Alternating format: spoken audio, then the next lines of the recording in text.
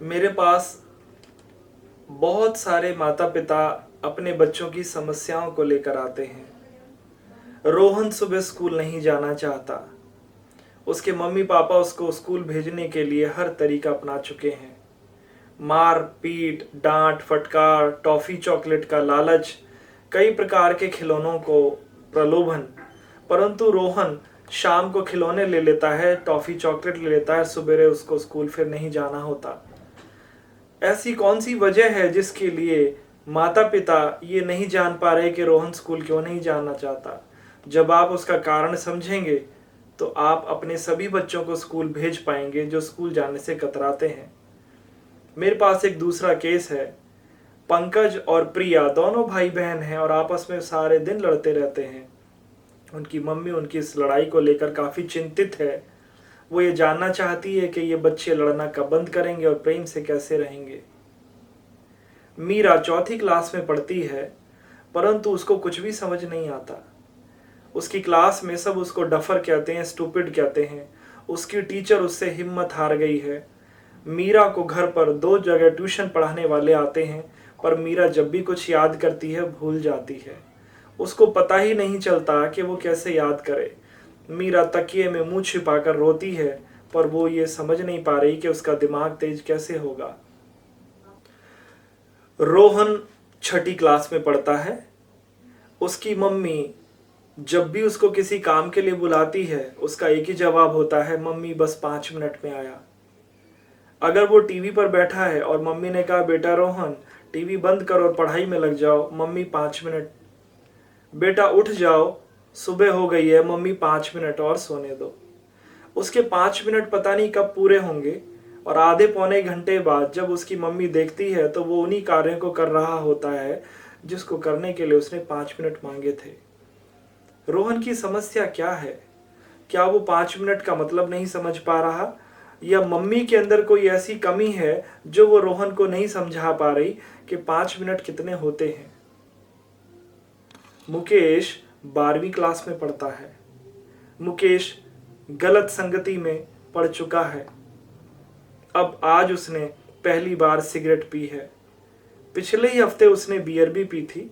उसके माता पिता को यह सब नहीं पता। अब वो घर से तो स्कूल जाने के लिए निकलता है, पर सारा दिन अपने दोस्तों के साथ घूमता रहता है। मुकेश अपने भविष्य के प्रति लापरवाह होता चला जा रहा है। जिस दिन उसके पिता मुकेश की उन हरकतों को जानेंगे, उस दिन वो बहुत ज़्यादा चिंता में पड़ जाएंगे। क्या मुकेश ठीक हो सकता है? क्या मुकेश अपने करियर पर ध्यान दे सकता है? क्या मुकेश अपनी पढ़ाई कर सकता है? ये वो सवाल हैं जो इनके आंसर प्रत्येक माता पिता को जान लेने चाहिए। पिंकी तीसरी क्लास में पढ़ती है, परंतु जब भी खाने की बात होती है उसके मीन मेख निकलते ही रहते हैं। मम्मा मैं ये नहीं खाऊंगी, मम्मा मैं तोरी नहीं खाऊंगी। टिंडा, घिया, तोरी, आजकल के बच्चों को हरी सब्जियों से जैसे नफरत सी हो गई है। आप उनको जंक फूड खिलाइए, आप उनको बर्गर और ये जितने भी प्रकार के फास्ट फूड हैं उनको खिलाइए, बच्चे उनको रोज खाने को तैयार हैं। बच्चे हरी सब्जी खाना कैसे शुरू करते हैं, ये एक ऐसा विज्ञान है। जब आप इसको जान जाएंगे तो प्रत्येक बच्चे टिंडा, तोरी, घिया, सब प्रकार की सब्जियों को उतने ही चाव से खाएंगे जितने चाव से वो मटर पनीर या भिंडी की सब्जी को खाते हैं। तन्वी 5वीं क्लास में पढ़ती है। बहुत प्यारी बच्ची है। उसका खेल कूद में भी मन लगता है, वो पढ़ाई भी करती है, ओबीडियंट है, आज्ञाकारी है, मम्मा की बहुत प्यारी है। पर तन्वी रात में बहुत डरती है। वो बाथरूम भी नहीं जा पाती है। जब भी उसको अंधेरे में जाना होता है वो डर जाती है और मम्मा का हाथ पकड़कर लेके जाती है। तन्वी को डर क्यों लगता है? तन्वी के साथ ऐसा क्या हो गया कि वो अंधेरे में जाने से डरती है? वो ना तो बाथरूम जा पाती है रात को, ना किसी कमरे में जा पाती है। जब भी उसकी मम्मा उसको किसी काम के लिए अंदर भेजती है वो कहती है, मम्मा मुझे डर लग रहा है। तन्वी का इलाज क्या है? 7वीं कक्षा में पढ़ने वाला नैतिक जब भी स्टेज पर जाता है उसको डर लगने लगता है। उसकी टांगें कांपने लगती हैं, उसका मुंह सूख जाता है, उसको समझ में ही नहीं आता कि लोगों के सामने बोलने में उसको इतना डर क्यों लगता है। नैतिक अपनी परेशानी को कई बार अपने माता पिता को बता चुका है और यही बात उसने अपने अध्यापकों को भी बताई है कि मुझे स्टेज पर बोलने में डर लगता है।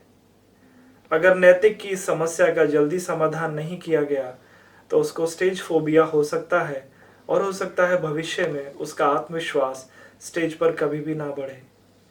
नैतिक की समस्या नैतिक के लिए तो बहुत बड़ी होगी, परंतु उसका समाधान बहुत छोटा सा है। ऐसा ही एक वाक्य 6ठी क्लास में पढ़ने वाली मानवी का है। मानवी कक्षा 6 में पढ़ती है, परंतु उसको मोबाइल की लत लगती चली जा रही है। अब तो अक्सर वो अपनी मम्मी का फ़ोन चुरा कर स्कूल में भी लाने लगी है और 2-3 बार उसकी टीचर ने उसका फ़ोन जब्त भी कर लिया है। जब भी मानवी स्कूल से घर जाती है, मम्मी का फ़ोन लेकर बैठ जाती है और उस पर सारा दिन गेम्स खेलती रहती है या फिर पिक्चर देखती रहती है। क्या इतनी सी छोटी सी बच्ची को इतना ज़्यादा मोबाइल इस्तेमाल करना चाहिए? क्या मोबाइल के कुछ बच्चों के दिमाग पर दुष्प्रभाव होते हैं? क्या ज़्यादा मोबाइल का इस्तेमाल करने से बच्चों की याद करने की क्षमता कम हो जाती है? मोबाइल बच्चों के ब्रेन पर क्या क्या असर डालता है? अगर ये बात माता पिता जान लेंगे तो उनको बहुत सारी नई नई चीज़ों का पता चलेगा। प्रियांशी को हर काम में कंडीशन लगाने की जैसे आदत सी लग गई है। जब भी वो कोई काम करती है उसको बदले में कुछ ना कुछ मुफ्त चाहिए होता है। जैसे मम्मा, इस बार अगर मैं 7th में फर्स्ट आऊंगी तो क्या मुझे आप साइकिल दिलवा दोगी? मम्मा, अगर मैं ये काम करूंगी तो क्या इसके बदले में मुझे ये चीज़ मुफ्त मिलेगी? प्रियांशी की इस कंडीशन लगाने की लत को देखकर उसकी मम्मी काफ़ी चिंतित रहती है और उनको लगता है कि प्रियांशी की आदत कहीं बहुत बड़ी होकर उसको किसी मुसीबत में ना डाल दे। बच्चे बात बात पर कंडीशन क्यों लगाते हैं? क्यों उनको एक काम के बदले में दूसरी चीज़ें मुफ्त चाहिए होती हैं? इसके पीछे का मनोविज्ञान क्या कहता है, ये माता पिता को जानने की ज़रूरत है। आदित्य 9th क्लास में पढ़ता है, स्कूल में पढ़ाई करता है, फिर एक्स्ट्रा कोचिंग करता है, 2 ट्यूशन भी लगते हैं। आदित्य इंजीनियर बनना चाहता है और आगे जाकर कोटा में तैयारी करने की इच्छा रखता है, परंतु स्कूल में पढ़ने के बावजूद, कोचिंग करने के बावजूद, ट्यूशन लगाने के बावजूद आदित्य के अच्छे नंबर नहीं आते। 8वीं क्लास में भी उसके खास नंबर नहीं आए थे। 9th में भी वो बहुत ज़्यादा परेशान है। उसके पिता उसके कम नंबर लाने का कारण नहीं तलाश कर पा रहे हैं। क्या कोई आदित्य की मदद कर सकता है? आदित्य के अच्छे नंबर कैसे आएंगे? क्या आदित्य की पढ़ाई करने की किसी टेक्निक में खोट है? क्या आदित्य जब पढ़ाई करता है तो वो उसके ब्रेन में स्टोर कैसे होता होगा? क्या अगर ये बात कोई बता दे आदित्य को तो उम्मीद है आदित्य अच्छे नंबर लाने का प्रयास करेगा। ऐसे ही आदित्य हर घर में मौजूद हैं जो बहुत मेहनत करने के बावजूद, ट्यूशन और एक्स्ट्रा कोचिंग करने के बावजूद भी अच्छे नंबर नहीं ला पाते। अंकुर बहुत ही ज़्यादा जिद्दी लड़का है। उसकी जिद के आकर उसकी मम्मी बहुत परेशान है। पिता भी अक्सर जब बहुत गुस्सा करते हैं तो उसकी पिटाई भी कर देते हैं, पर अंकुर की जिद कम होने का नाम ही नहीं ले रही। उसको जिस चीज़ की भी जिद चढ़ जाए वो उसको मनवाकर ही छोड़ता है और यही उसकी जिद कई बार पब्लिक के सामने माता और पिता को नीचा दिखाने पर भी मजबूर कर देती है। अंकुर की जिद कैसे ठीक होगी, इसका क्या कोई समाधान है?